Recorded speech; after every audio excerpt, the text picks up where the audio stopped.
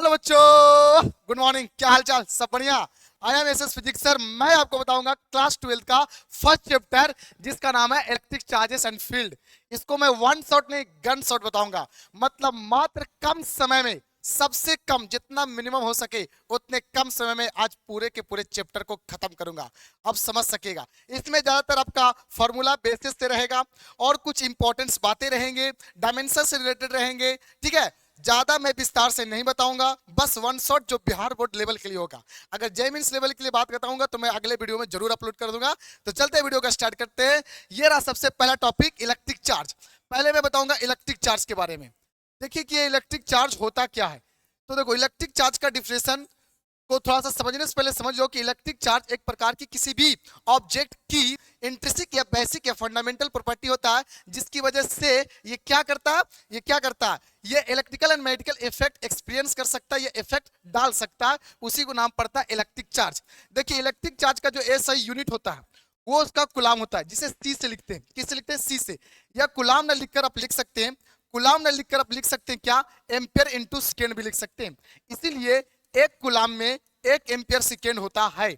और याद रखना, इसका जो सीजीएस यूनिट होता है, सीजीएस यूनिट, वो आपका होता है स्टैंड कुलाम, या इसी को बोल सकते हैं ईएसयू, जिसका फुल फॉर्म होता है इलेक्ट्रोस्टैटिक्स यूनिट। एंड इसी को बोलते हैं फ्रैंकलिन। फ्रैंकलिन साइंटिस्ट के नाम पर रखा गया, यानी फ्रैंकलिन नाम के साइंटिस्ट ने सबसे पहले इलेक्ट्रिक चार्ज की खोज किया था, लेकिन इससे पहले थेल्स ने किया था। लेकिन इलेक्ट्रिक चार्ज दो टाइप्स के होते हैं, फ्रैंकलिन ने किया था। इसीलिए इसीलिए सीजीएस यूनिट इन्हीं के नाम पर रखा गया।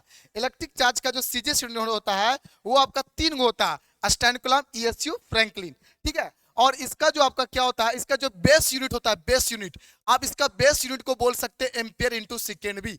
याद रखिएगा, बिहार बोर्ड में एम्पियर सेकेंड आज तक पूछा नहीं है, एम्पियर आवर पूछा है, इसलिए नोट रखिएगा। इसका एक वह मात्रक होता है, एक वह यूनिट होता है जिसे हम लोग बोलते हैं इलेक्ट्रोमैग्नेटिक यूनिट। इलेक्ट्रोमैग्नेटिक इसका होता है जिसे बोलते हैं अब कुलाम। क्या बोलते हैं? अब कुलाम बोलते हैं, याद रखिएगा। ठीक है ना? तो मैं इंपॉर्टेंट बात बताने जा रहा हूं, थोड़ा सा ध्यान रखिएगा। जो आपके एक कुलाम जो होते हैं वो एक एम्पियर सेकेंड के बराबर होते हैं, लेकिन 3 गुने 10 के पावर 9 ईएसयू के बराबर होते हैं। पॉइंट रखिएगा, ईएसयू की जगह फ्रैंकलिन भी रह सकता है, स्टैंड कुलाम भी रह सकता है। लेकिन एक कुलाम में आपका 1/10 क्या होता है? अब कुलाम होता है। अब कुलाम, अब कुलाम क्या? अब कुलाम इलेक्ट्रिक चार्ज का आपका इलेक्ट्रोमैग्नेटिक यूनिट है, इलेक्ट्रोमैग्नेटिक यूनिट है। ठीक है, याद रखिएगा। इसका सबसे जो लार्जेस्ट यूनिट था, लार्जेस्ट, अगर आपसे पूछ दे कि इलेक्ट्रिक चार्ज का सबसे बड़ा मात्रक क्या होता है, लार्जेस्ट यूनिट क्या होता है, तो बोलेंगे फराइडे। क्या बोलेंगे? फराइडे। इसीलिए एक फराइडे में आपका 96,500 कुलाम होता है डियर, और ये बहुत इंपॉर्टेंट है। ठीक है ना? जैसे बहुत सारे टीचर भी होते हैं और स्टूडेंट भी होते हैं, जब कैपेसिटर पढ़े होते हैं तो कैपेसिटर्स में टीचर बताते क्या है कि जो कैपेसिटर जो होते हैं वो एक ऐसी डिवाइस है जो इलेक्ट्रिक चार्ज को जमा रखता है, लेकिन उसका यूनिट जो होते हैं वो टीचर बताते हैं फराइड। ठीक है ना? कहते हैं कि जैसे कहेगा 2 ferrite, micro ferrite, 3 micro ferrite, तो हमें तो पता ही नहीं चलता है कि इसमें चार्ज जमा हो रहा है। तो वहां पर उसको बताना चाहिए कि बाबू रे, माइक्रो का मतलब होता है 10 के पावर -6 और फराइड का वैल्यू होता है 96,500 कुलाम। जब पुट कर दीजिएगा तो पूरा कुलाम में चेंज हो जाएगा। मतलब वो जो कैपेसिटर जो होता है वो चार्ज को ही जमा रखता है, लेकिन उसको खुद से निकालना होगा। ये आप खुद से कर सकते हैं। अरे बातें समझ में आई? ये आप खुद से कर सकते हैं। ठीक है, नेक्स्ट चलते हैं हम लोग इसकी डायमेंशन की ओर। डायमेंशन की ओर चलते हैं। अगर इलेक्ट्रिक चार्ज की डायमेंशन पूछे, डायमेंशन, तो याद रखिएगा जब भी बात हम डायमेंशन की करते हैं तो डायमेंशन हमेशा होगा ए टी। क्या होगा? ए टी, जो बिहार बोर्ड में आया, इंपॉर्टेंट है, ध्यान में भी रखिएगा। देखिए, इलेक्ट्रिक चार्ज जो होता है वो 2 टाइप्स का होता है, ये 2 टाइप्स का ही होता है, याद रखिएगा। अगर आपसे पूछेगा कौन कौन, तो पहला बोलेंगे पॉजिटिव चार्ज। क्या बोलेंगे? Positive charge. दूसरा बोलेंगे नेगेटिव चार्ज। दूसरा क्या बोलेंगे? Negative charge. ठीक है, सुनिएगा ध्यान से। जो नेगेटिव चार्ज होते हैं और जो पॉजिटिव चार्ज होते हैं वो डिफाइन किया तो नहीं जाता है, लेकिन इलेक्ट्रॉन के बढ़ने घटने के अनुसार ही उस बॉडी को कहा जाता है वो नेगेटिवली चार्ज है और पॉजिटिवली चार्ज है। यानी कि अगर आपसे कहेगा, जैसे मान लीजिए यहां पर आपका, ठीक है ना, 2 पदार्थ है या 2 बॉडी है, body number 1 and body number 2, that means A and B. अगर कोई बॉडी इलेक्ट्रॉन को लॉस कर रहा है, अगर कोई बॉडी इलेक्ट्रॉन को लॉस कर रहा है, या जिस बॉडी से इलेक्ट्रॉन की लॉस होता है, यानी कि loss of electron, loss of electron बोल सकते हैं। अगर इलेक्ट्रॉन की कमी हो रहा है, या भी बोल सकते हैं कि वो इलेक्ट्रॉन को क्या कर रहा है, रिमूव कर रहा है। रिमूव का मतलब अपने से निकाल रहा है। अगर रिमूव ऑफ इलेक्ट्रॉन की बात किया जाए, जब भी क्वेश्चन में पूछे loss of electron, remove of electron ऐसे कहेगा तो याद रखिएगा जिस बॉडी से इलेक्ट्रॉन का लॉस होगा, जिस बॉडी से इलेक्ट्रॉन का रिमूव होगा वो हमेशा पॉजिटिव होगा। तो थोड़ा सा ध्यान से समझो, यहाँ पर जो मैंने लिखा हूं, जैसे यहाँ पर मैंने दो बॉडी बनाए हो, ध्यान से देखिएगा, ये बॉडी नंबर ए, यह बॉडी नंबर बी, यहां से इलेक्ट्रॉन निकल रही है। इसका कहने का मतलब है यहां से मान लेते हैं जैसे 4 इलेक्ट्रॉन निकल रहा, तो जब यहां से 4 इलेक्ट्रॉन निकलेगा मतलब ये पॉजिटिवली चार्ज होगा, और इस पर 4 इलेक्ट्रॉन जा रहा है, दैट मींस ये नेगेटिवली चार्ज होगा। और ध्यान रखिएगा पॉजिटिव चार्ज उसको बोलते हैं जिस पर इलेक्ट्रॉन हमेशा लॉस होगा, जिससे इलेक्ट्रॉन लॉस होगा या रिमूव होगा, मैं ये लिख दे रहा हूं। और नेगेटिव चार्ज उसको बोलेंगे जिस पर इलेक्ट्रॉन जा रही है, माने जिस पर इलेक्ट्रॉन बढ़ रही है, एक्सेस ऑफ इलेक्ट्रॉन बोलेगा, या बोल सकते हैं गेन ऑफ इलेक्ट्रॉन बोलेगा, या बोल सकते हैं एक्सेप्ट ऑफ इलेक्ट्रॉन बोलेगा।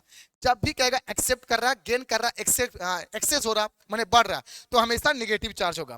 बिहार बोर्ड में यहां से सवाल पूछा है कि पॉजिटिव चार्ज अगर कोई बॉडी बनती है मतलब उससे इलेक्ट्रॉन की कमी होती है, लॉस करता है, तो वो जो पदार्थ होगा उसका मास कमेगा कि बढ़ेगा। ऑलरेडी देखो समझने की कोशिश करो, जब इससे इलेक्ट्रॉन निकलेगा तो सिंपल सा फंडा है बॉस, इसका मास घट जाएगा। यानी कि जो बॉडी पॉजिटिवली चार्ज हो रहा है उसका मास घटता है, और जो बॉडी नेगेटिवली चार्ज होता है उसका मास बढ़ता है, बिकॉज क्योंकि उस पर इलेक्ट्रॉन की संख्या बढ़ती है, तो उस पर इलेक्ट्रॉन जाएगा तो मास तो बढ़ेगा ही बढ़ेगा, ये याद रखिएगा। नेक्स्ट टॉपिक है बाबू रे कुछ थोड़ा सा, देखो चार्ज होता है एक फंडामेंटल चार्ज होता है। लोग पूछते हैं कि फंडामेंटल चार्ज किसे कहते हैं सर, बड़ा कंफ्यूज होता है। देखिए फंडामेंटल जो चार्ज है, अगर मैं आपको पूरा डिटेल बताने की कोशिश करूं तो चार्ज बहुत तरह का होते हैं। जैसे बताया था कि नेगेटिव चार्ज, पॉजिटिव चार्ज, इसी तरह से आप बोल सकते हैं फंडामेंटल चार्ज। एक और मैं आपको बता देता हूं कि फंडामेंटल भी चार्ज होता है, फंडामेंटल चार्ज होता है। आप कहोगे सर फंडामेंटल चार्ज क्या होता है, सर आज तक तो मैंने पढ़ाया नहीं, कोई टीचर पढ़ाया नहीं, मैं पढ़ा रहा हूँ ना। एक होता है फंडामेंटल चार्ज, अगला हो गया सोर्स चार्ज, सोर्स चार्ज भी कहते हैं, ठीक है ना। फिर कोई टीचर अगर हो सकता है तो बताएंगे टेस्ट चार्ज भी होता है। अब sir test charge, fundamental charge, ये सब कौन सा चार्ज है बाबू? फंडामेंटल चार्ज इलेक्ट्रॉन को ही कहते हैं, याद रखिएगा। कोई पूछे electron, that means fundamental charge, क्योंकि एक इलेक्ट्रॉन जो है वो सबसे छोटा चार्ज है, सबसे छोटा। कोई बोलता है ना कि किसी भी पदार्थ पर सबसे कम चार्ज कितना हो सकता है, एक इलेक्ट्रॉन हो सकता है, क्योंकि इलेक्ट्रॉन हमेशा इंटीग्रल के नंबर के फॉर्म में होता है, मतलब 1 2 3 4 5 6 7 8 9 10 हो सकता है। पॉइंट में कभी भी इलेक्ट्रॉन की संख्या नहीं हो सकती है, चार्ज हो सकता है।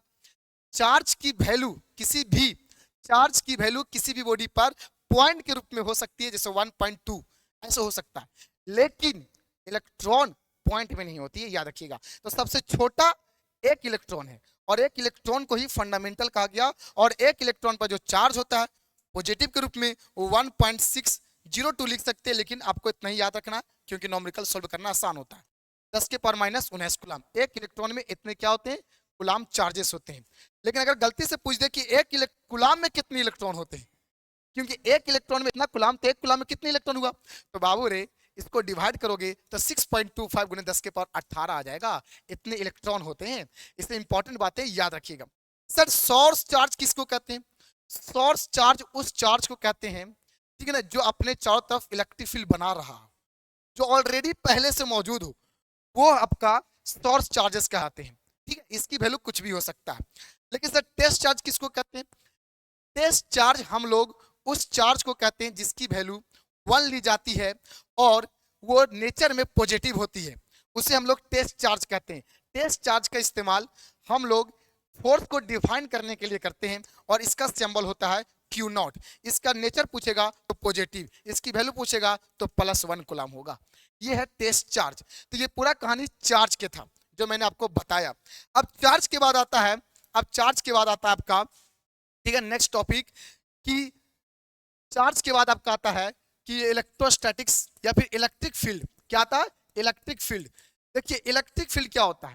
इलेक्ट्रिक फील्ड कोई भी चार्ज अपने चारों तरफ क्रिएट कर सकता है, चाहे वो पॉजिटिव चार्ज हो चाहे वो नेगेटिव चार्ज हो। याद रखिएगा पॉजिटिव चार्ज इलेक्ट्रिक फील्ड अनंत की ओर बनाता है, अनंत का मतलब होता है इन्फिनाइट की ओर बनाएगा, जिसे ऑटवर्ड कहा जाता है बाबू, ऑटवर्ड कह सकते हैं, या फिर इसी को आप कह सकते हैं ऑर्गेनेट करना। क्या करना? ऑर्गेनेट करना, ठीक है। और जब कोई नेगेटिव चार्ज होगा तो हमेशा वो इलेक्ट्रिक फील्ड जो बनाएगा वो हमेशा इनवर्ट बनाएगा। इनवर्ट का मतलब अपनी तरफ बनाएगा। ये कहानी है, ये फंडा, ये नियम है, आपको याद रखना पड़ेगा, ठीक है। तो यहां पर आपका ये आउटवर्ट हो गया, या हो जाएगा इनवर्ट। ये क्या हो जाएगा, इनवर्ड। इसी को कहा जाता है माय डियर, इसी को कहा जाता है टर्मिनेट करना। क्या करना, टर्मिनेट करना। मतलब negative charge create electric field around it, ठीक है ना, in inward direction, that means in terminate. But the positive charge create electric field around it in outward direction, that means originate करना। ये है पॉजिटिव चार्ज, ये है negative charge. लेकिन sir electric field ये बना रहा है, क्या मैं उस इलेक्ट्रिक फील्ड को देख सकता हूं? कभी नहीं, नेवर। आप इलेक्ट्रिक फील्ड को देख नहीं सकते, लेकिन एहसास कर सकते हैं कि उस इलेक्ट्रिक फील्ड की स्ट्रेंथ, उसकी डेंसिटी, उसकी ताकत कितनी दूर तक होती है। और उसी की ताकत को उसके दिखाने के लिए, उसकी डायरेक्शन को दिखाने के लिए हम एक इमेजिनरी लाइन ड्रॉ करते हैं जिसका नाम पड़ता है इलेक्ट्रिक फील्ड लाइन्स या फोर्स लाइन्स, समझे। और इसकी बहुत सारी गुण भी होता है, ठीक है ना। तो आप लोग जो लाइन ये खींच रहे हैं, इस सारे लाइन को कहते हैं बाबू इलेक्ट्रिक फील्ड लाइंस। क्या कहते हैं इसको, इलेक्ट्रिक फील्ड लाइंस से कहा गया है, ठीक है। Electric field lines, electric field जो लाइंस होती है, इलेक्ट्रिक फील्ड जो लाइंस होती है, इलेक्ट्रिक फील्ड लाइंस, वो क्या करता है, ये क्यों खींची जाती है, एक बात बता देता हूं। इलेक्ट्रिक फील्ड लाइंस में 3 बातें याद रखना, बहुत इंपॉर्टेंट है। पहला, इलेक्ट्रिक फील्ड लाइंस इसलिए खींची जाती है ताकि इलेक्ट्रिक फील्ड की, ठीक है ना, आपका स्ट्रेंथ पता चल सके। स्ट्रेंथ का मतलब होता है उसकी, ठीक है ना, इंटेंसिटी पता चल सके कि वो कितनी दूर तक बना रही है, इसलिए हम इलेक्ट्रिक फील्ड लाइंस को खींचते हैं। दूसरी बात है, इलेक्ट्रिक फील्ड लाइंस इसलिए खींची जाती है ताकि उस चार्ज का नेचर पता चल सके कि ये कौन सी चार्ज बना रहा है इलेक्ट्रिक फील्ड, यानी चार्ज का नेचर बताने के लिए हम इलेक्ट्रिक फील्ड लाइंस को खींचा करते हैं। तीसरी बात याद रखना है कि इलेक्ट्रिक फील्ड लाइंस क्यों खींची जाती है।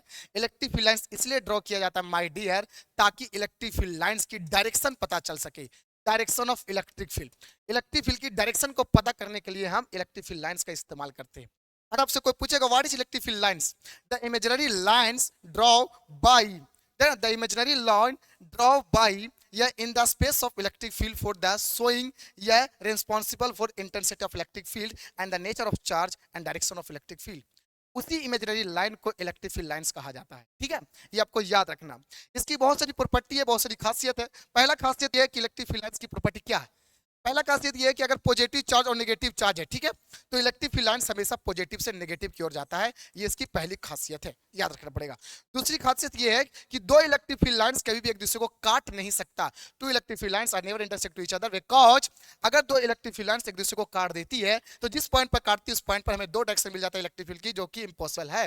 अगर इसको लिखना चाहते हो तो लिख सकते हो why two electric field lines are never intersect to each other, क्यों दो इलेक्ट्रिक फील्ड लाइंस एक दूसरे को नहीं काटती है। तो लिखिएगा because if two electric field lines are intersect to each other then we obtain two direction of electric field at that point, मतलब जिस पॉइंट पर काटता है which is not possible, so two electric field lines are never intersect to each other, yes, ऐसे लिख सकते हैं। तीसरी क्वालिटी है, तीसरी गुण ये है बाबू, तीसरी गुण है इलेक्ट्रिक फील्ड लाइंस का कि अगर कोई आपके पास यहाँ कंडक्टर है तो कंडक्टर अगर पॉजिटिवली चार्ज है तो इससे इलेक्ट्रिक फील्ड लाइन जो निकलेगा वो हमेशा कंडक्टर के परपेंडिकुलर निकलेगा। और ये एग्जाम बिहार बोर्ड के आपके 25 में पूछा है, ठीक है, कि इलेक्ट्रिक फील्ड लाइंस कंडक्टर के हमेशा क्या होती है, तो परपेंडिकुलर होता है। ये इंपॉर्टेंट बातें हैं। चलिए चौथी बातें इलेक्ट्रिक फील्ड लाइंस की जो मैं गुण बताने जा रहा हूं। देखिए इलेक्ट्रिक फील्ड लाइन जो होते हैं वो दो नेचर का हो सकता है, एक समान हो सकता है दैट मींस यूनिफॉर्मली भी, और नॉन यूनिफॉर्मली भी हो सकती है। इस तरह से देखिए अगर मैं आप इलेक्ट्रिक फील्ड लाइंस को बढ़िया से खींचते हैं, बढ़िया का करने का मतलब है कि सेम आकार का खींचते हैं, आकार सेम लेते हैं, साइज सेम लेते हैं, लेंथ सेम लेते हैं और डायरेक्शन सेम लेते हैं तो उसे यूनिफॉर्म इलेक्ट्रिक फील्ड लाइंस कहा जाता है। और जैसे तैसे करते हैं तो उसका नाम पड़ता है मेरा non uniform electric field lines. तो इसकी नेचर है।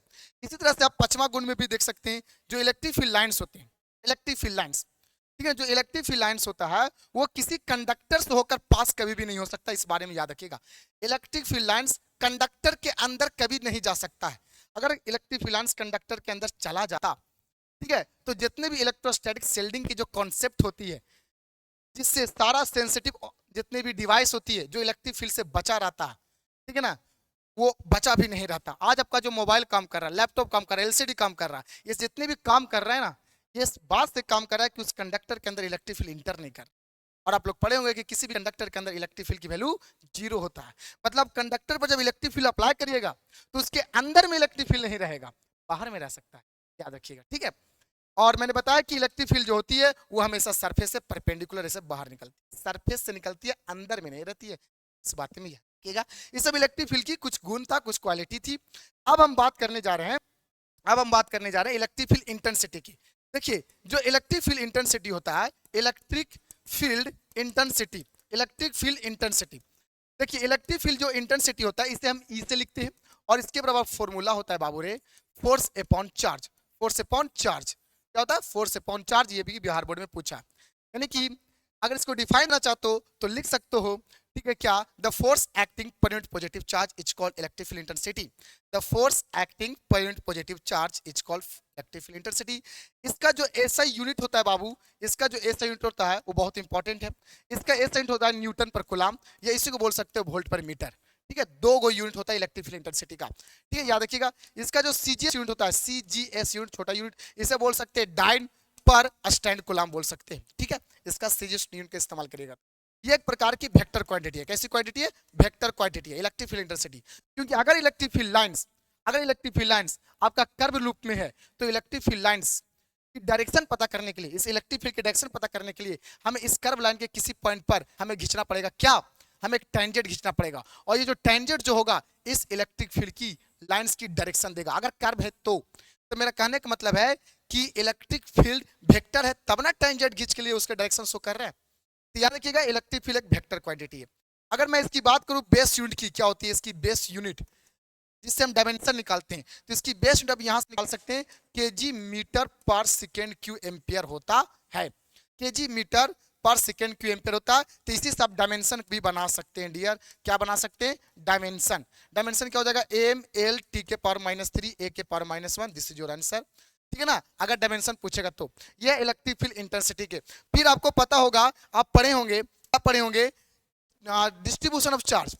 तो मैं आपको बताता हूं कंटिन्यूअस डिस्ट्रीब्यूशन ऑफ चार्ज, क्योंकि आपके सिलेबस में इसी के बारे में जिक्र किया गया।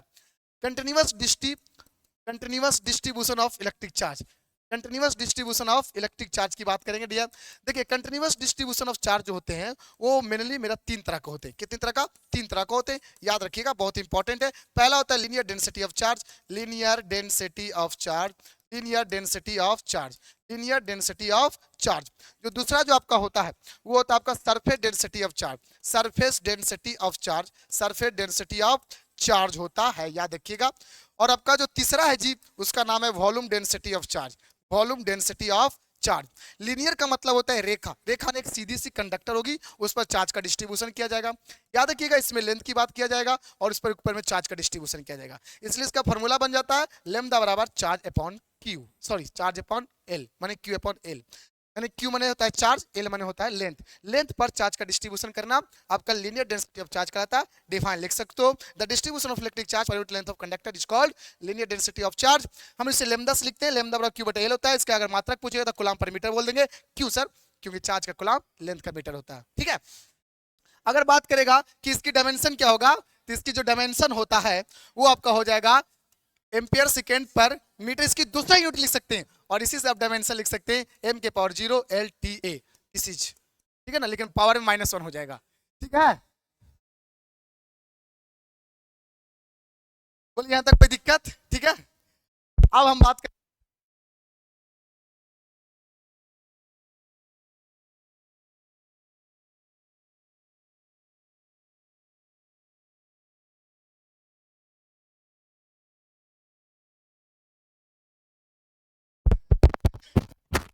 तो इस तरह बताने की कोशिश की।